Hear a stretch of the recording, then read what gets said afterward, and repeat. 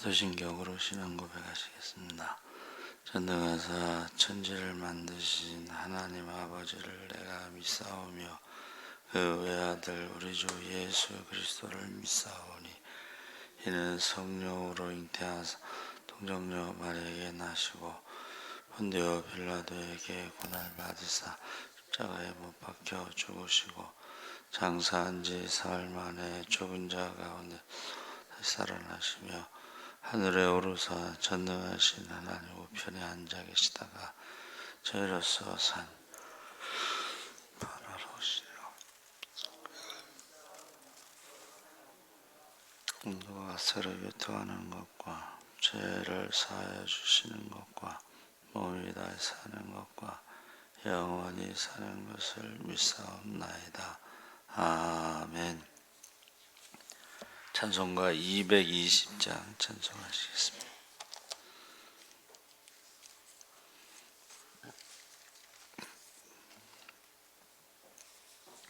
찬송가 220장 찬송하시겠습니다.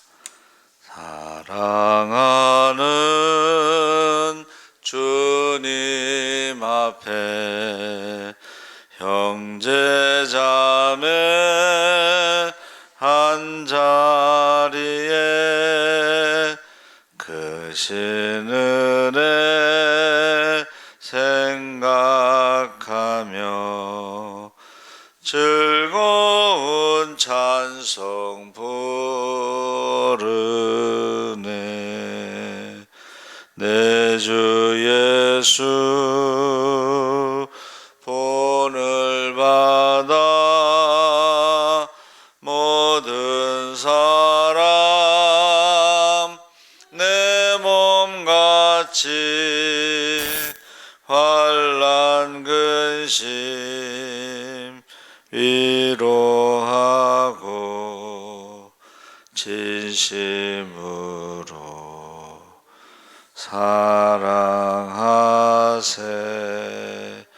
사랑하는 주님 예수 간과 충성 다 바쳐서 괴로우나 즐거우나 주님만 힘써 섬기네. 우리 주님 거룩한 손 제자들의 발을 씻어 남 섬기는 종의 도를 몸소 행해 보이셨네. 사랑하는 주님 예수 같은 주로 섬기나니 한 피 바다 한 몸 이룬 형제여 친구들이여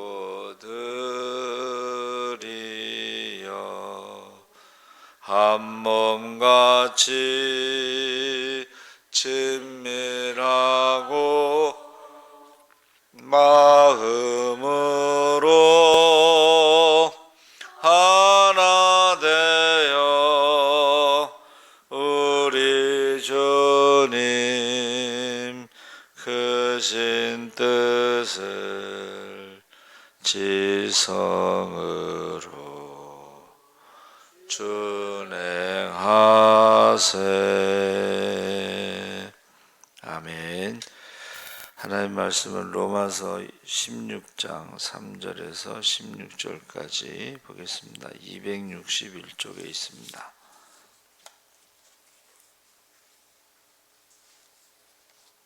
로마서 16장 3절에서 16절까지 우리 다 같이 읽겠습니다. 너희는 그리스도 예수 안에서 나의 동력자들인 브리스기와 아굴라에게 문안하라. 그들은 내 목숨을 위하여 자기들의 목숨까지도 내놓았나니 나뿐 아니라 이방인의 모든 교회도 그들에게 감사하느니라. 또 저희 집에 있는 교회에도 문안하라. 내가 사랑하는 에베네도에게 문안하라. 그는 아시아에서 그리스도께서 처음 맺은 열매니라. 너희를 위하여 많이 수고한 마리아에게 문안하라. 내 친척이요 나와 함께 갇혔던 안드리누고와 유니아에게 문안하라. 그들은 사도들에게 존중이 여겨지고 또한 나보다 먼저 그리스도 안에 있는 자라. 또 주 안에서 내가 사랑하는 암블리아에게 문안하라. 그리스도 안에서 우리의 동역자인 우르바노와 나의 사랑하는 스다고에게 문안하라. 그리스도 안에서 인정함을 받은 아벨레에게 문안하라. 아리스도블로의 건속에게 문안하라. 내 친척 헤로디온에게 문안하라. 나기수의 가족 중 주 안에 있는 자들에게 문안하라.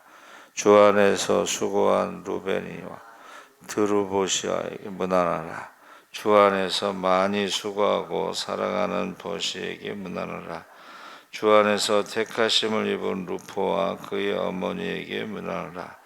그의 어머니는 곧 내 어머니니라. 아순그리도와 블레곤과 허메와 바드로바와 허마와 및 그들과 함께 있는 형제들에게 문안하라. 빌롤로고와 올리아와 또 네레오와 그의 자매와 올룸바와 그들과 함께 있는 모든 성도에게 문안하라. 너희가 거룩하게 입맞춤으로 서로 문안하라. 그리스도의 모든 교회가 더 너희에게 문안하느니라. 아멘. 할렐루야. 좋은 아침입니다. 잘 오셨습니다. 감사합니다. 아름다운 회고라는 제목으로 말씀을 나누려고 합니다.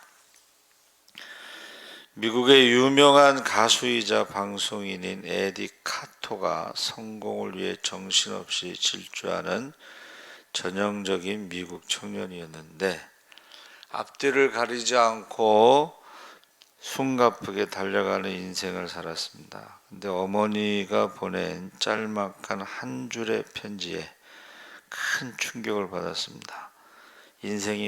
인생관이 바뀌고 훨씬 풍요로운 삶을 살게 되었는데 어머니의 편지 한 줄은 내 아들 에디야 너무 빨리 달리지 마라.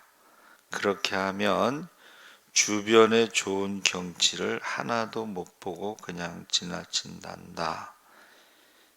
이게 어머니의 편지예요. 카토가 그 편지를 받고 충격을 받았습니다. 그리고 4가지 질문을 적어놓고 평생 그 질문을 스스로에게 던지며 살았는데 첫 번째가 내가 하는 일이 과연 가치 있는 일인가? 두 번째는 누구를 위해 일하고 있는가? 세 번째는 인생의 참다운 보물을 추구하고 있는가? 네 번째는 이웃에게 어떤 공헌을 할 것인가? 그러니까 우리가 살면서 속도 그냥 그 전에 어른들 표현이 이제 먹고 살기 바쁘니까 뒤돌아볼 힘이 없었다, 여유가 없었다. 그래서 사실은 이 자녀 교육이요, 이게 사실은 학교에서보다도 이제 가정에서 교육이 참 중요한데 먹고 살기 힘들다 보니까 뭐 자녀 교육에 대해서 신경 못 쓸 수도 있죠. 그래서 그 악순환, 어려서 가정에서 상처받은 사람이요 결혼을 하면 또 상처를 준다는 거예요. 악순환.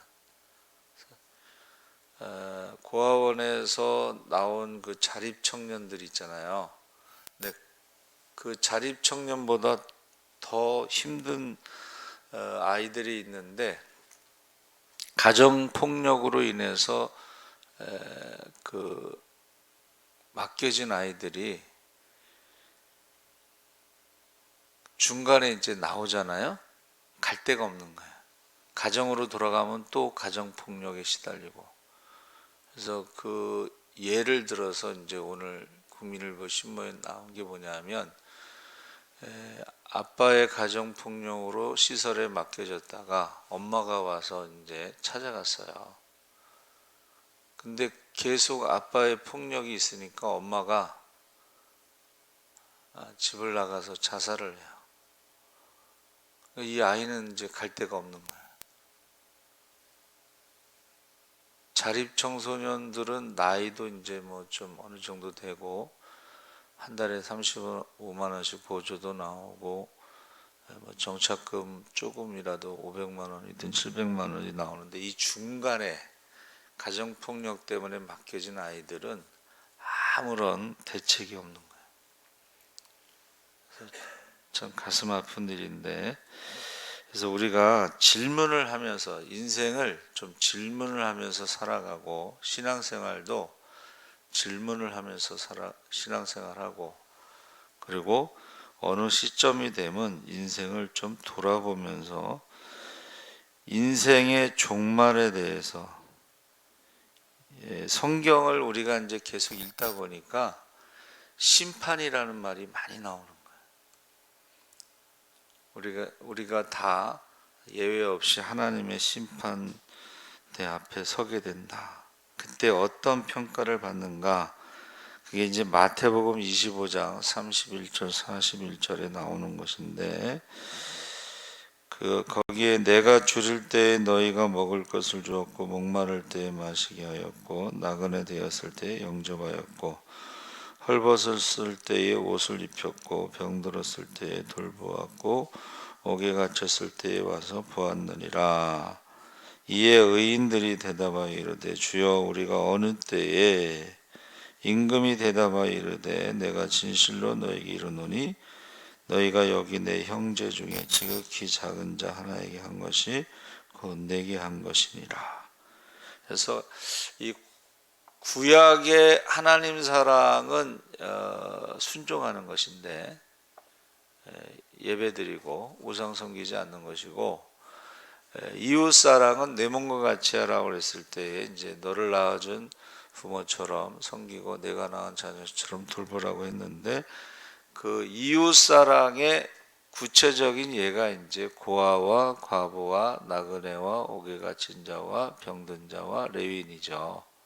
그러니까 지금 마태복음 25장에 나온 사람들이 너희 가운데 지극히 작은 자에게 한 것이 곧 나에게 한 것이다 라는 말씀이 구약의 이웃사랑, 하나님의 가족들을 의미하는 거죠. 그래서 우리가 언제 그랬습니까 했을 때, 하나님이 우리 가운데 지극히 작은 자의 모습으로 오셔서 그들에게는 아름다운 족적을 남기었다. 족적, 발자취 살아오면서 이웃을 돌아볼 수 있었다.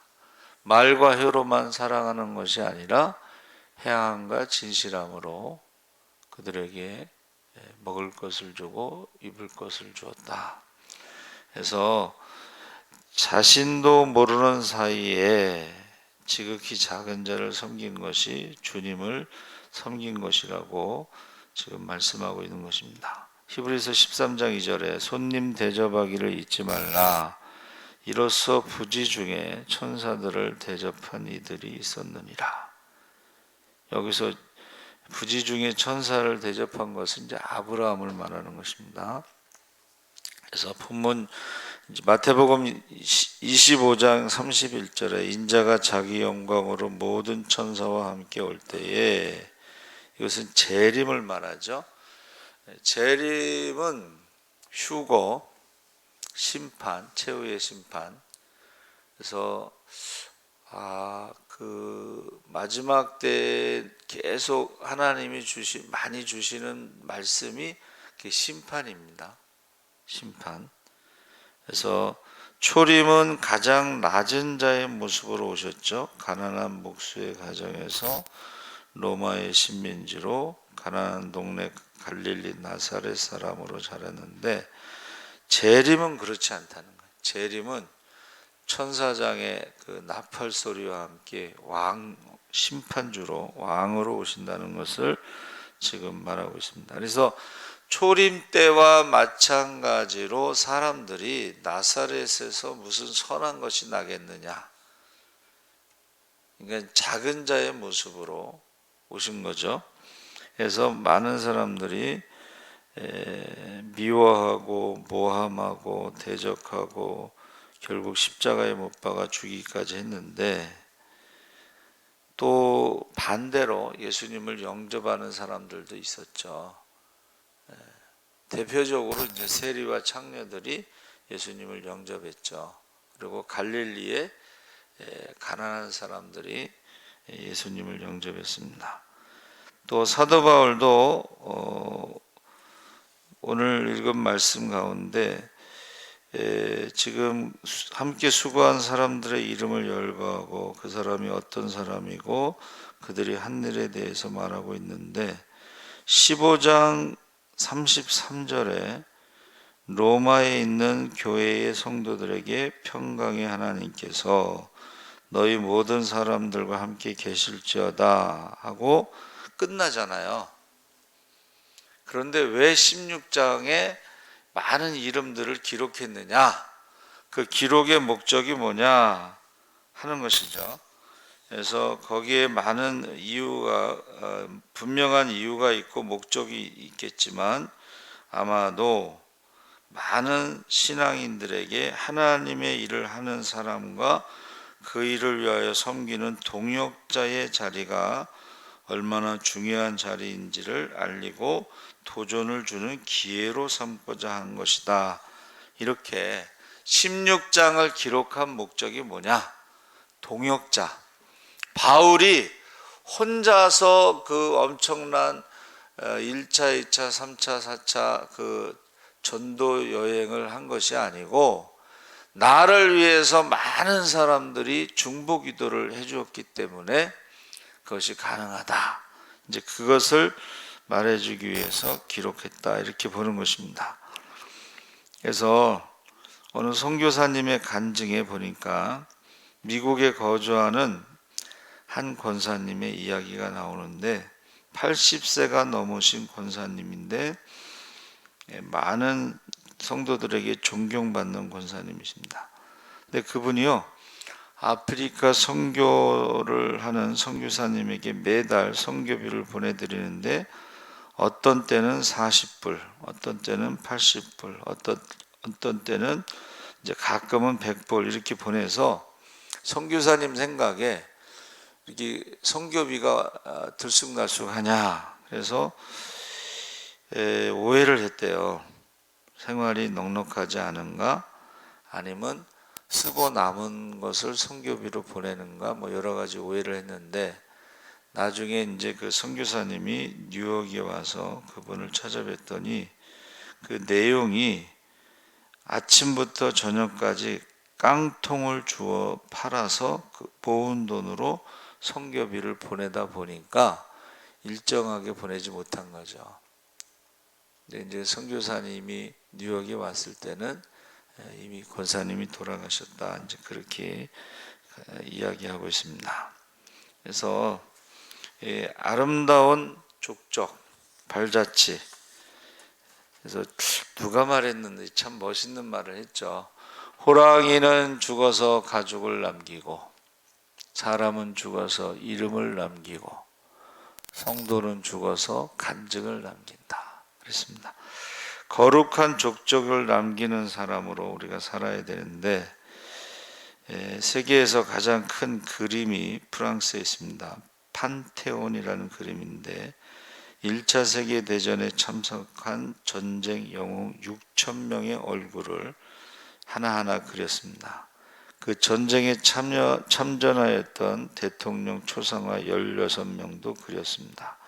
세계에서 제일 큰 그림이에요.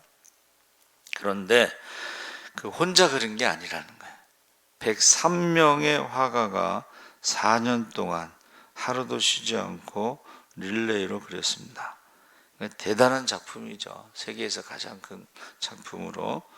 그래서 하나님의 위대한 일도 베드로 혼자 하는 게 아니고 베드로와 요한이 함께 만들어내고 모세와 아론이 함께 만들어내고 요한 웨슬레와 찰스 웨슬레가 함께 만드는 것이다. 오늘 읽은 말씀에 바울도 그의 위대한 사역에는 많은 사람의 동역자가 있었다 하는 것을 지금 말해주고 있습니다. 그래서 로마서 16장 3절 4절에 너희는 그리스도 안에서 나의 동역자들인 브리스가와 아굴라에게 문안하라. 그들은 내 목숨을 위하여 자기들의 목까지도 내놓았나니 나뿐 아니라 이방인의 모든 교회도 그들에게 감사하느니라. 그래서 교회가 이제 역사가 길어지면 그 교회가 성장하고 뭐 이런 과정에서 중요한 인물들이 있습니다. 그게 이제 우리가 흔히 이제 몇 주년 기념해서 이제 책을 만들 때에 사진이나 뭐 이런 이야기들을 모아가지고 만들죠. 그래서 원주에서 목회하시는 목사님의 간증인데 목회가 힘들어지고 의욕이 사라지고 짜증이 나고 기도가 안 되고 설교가 힘들어졌는데 탈진이 온 거예요. 그러니까 목사님들이요 탈진할 수가 있습니다. 이때 인천에서 이사온 권사님 한 분이 71세인데 새벽 기도에 한 번도 결석하지 않으시고 근데 추운 겨울이었는데 그 권사님이 100일 작정 철야 기도를 하시겠다고 했어요. 영하 막 20도, 30도 내려가는 겨울에 엄청나게 춥겠죠. 근데 100일 철야를 끝나고 나서 목사님이 물었어요. 권사님, 100일 철야 기도 제목이 무엇입니까? 그랬더니 목사님을 위해서 100일 철야를 했습니다. 목사님이 영적으로 너무 좌절하고 있기에 영적 건강 회복이 100일 기도 제목입니다. 근데 이제 목사님이 그 이야기를 듣고 생각해 보니까 자기가 다시 회복이 되어 있더라는 거예요. 회복이. 그래서 이 동역자, 특별히 이 중보기도의 동역자가 굉장히 중요합니다. 제가 이제 십자군이라고 하는 개척교회 전도 지원팀에 나가보면 개척교회 목사님들이 탈진되어 있어요. 근데 사모님도 탈진되어 있어요. 그래서 제가 처음에 갔던 데가 이제 안양의 옥덕교회인데 이 목사님은 김포공항에 옛날에 김포공항에 이제 그 세관 소장이었어요. 세관 소장 정도 되면 사택도 나오고 집도 나오고 뭐 다 보장된 거예요. 근데 이분이 이제 어떻게 예수를 믿게 돼서 전도지를 나눠준 거예요, 공항에서. 근데 이게 일본 중이 전도지를 주는 것을 가지고 신고를 했어요. 근데 뭐 일본 중인지 어딘지 어떻게 알겠어, 우리가. 근데 그 당시에요, 그 소장이라는 게 얼마나 대단하냐면, 가방 하나를, 그거를 비행기에 딱 실어주면 집을 한 채 주겠다, 이런 유혹이 있었다 그러더라고요. 근데 이분이 문제는 교사도 한 번 안 해보고 구역 강사도 한 번 안 해보고 목사가 돼서 설교에 대한 부담이 있어요. 그리고 사모님도 자기가 하는 게 한 11가지, 12가지 정도 된대. 그러니까 완전히 지쳐있고 탈진돼 있어요. 그래서 제가 십자군 지원 나가서 목사님 기도원에 가서 좀 쉬었다 오세요. 제가 새벽 기도 인도하겠습니다. 그 안양 그 만안구청 뒤인데 저희가 낙성대 살 때요 40만 원짜리 프레스토를 타고 새벽 기도를 인도하러 가고 목사님 기도원에 가서 좀 쉬었다 오세요 그랬는데 이게 쉬는 것도 마음대로 못 하시나 봐. 기도원에 갖고 계속 신자들에게 전화해가지고 기도원에 올라오라고 쉬었다 오시라고 그래도 못 쉬는 거예요. 탈진돼. 근데 개척교회 지원 나가보면 탈진된 목사님들이 많아요. 수지 목사님은 결국 탈진돼 가지고 간암에 걸려서 돌아가셔서 제가 장례식을 이제 다 이렇게 주관하게 됐어요. 여러분, 옆에를 좀 돌아보시고 힘들어하고 탈진된 성도들이 있으면 그들을 좀 도와주시기 바랍니다. 세 번째는 주님의 인정과 칭찬이 따르는 사람으로 해서 한 번 죽는 것은 사람에게 정해진 것이고 그의 심판이 있는데 마태복음 25장 34절에 오른편에 있는 자들과 내 아버지께 복을 받을 자들이여 나와 창세로부터 너희를 위하여 예비된 나라를 상속받으라. 그래서 심판할 때 오른쪽에 있는 사람들은 인정해 주는 거예요. 근데 왼쪽에 있는 사람들은 이제 뭐라고 그랬어요? 41절에 왼편에 있는 자들에게 이르시되 저주를 받은 자들아 나를 떠나 마귀와 그 사자들을 위하여 예비된 영원한 불에 들어가라. 46절에 그들은 영벌에 의인들은 영생에 들어가리라 하시니라. 그래서 저와 여러분이 어떻게 살았느냐는 반드시 하나님 앞에 심판의 때가 있다 하는 것입니다. 그래서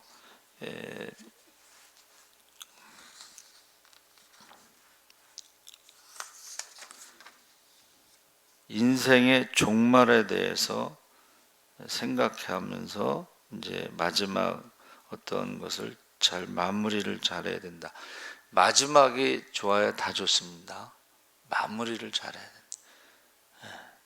그래서 아름다운 회고를 위해서 아름다운 족적을 남기는 사람, 발자취, 거룩한 발자취, 주님이 인정하고 칭찬이 따르는 사람으로 우리가 살아야 되는데 이 회고라는 것은 이제 돌아보다 이런 뜻이죠. 그래서 히브리어로 레트로스펙티바 그랬는데 이것은 저와 여러분이 이렇게 인생이 긴 것 같아도 돌아보면 굉장히 짧죠. 그렇죠? 굉장히 짧습니다. 그럼 이제 거기에 마태복음 25장에는 지극히 작은 자의 모습으로 오신 주님이 남는 거예요. 주님이. 그리고 16장에 로마서 16장에는 바울의 동역자들이 있고 그럼 우리 주위에 누가 있는가를 한번 돌아보고 생각해보고 마무리를 잘해야 된다. 인생에. 그래서 주변에 우리 누가 있는가를 한번 돌아보시기 바랍니다.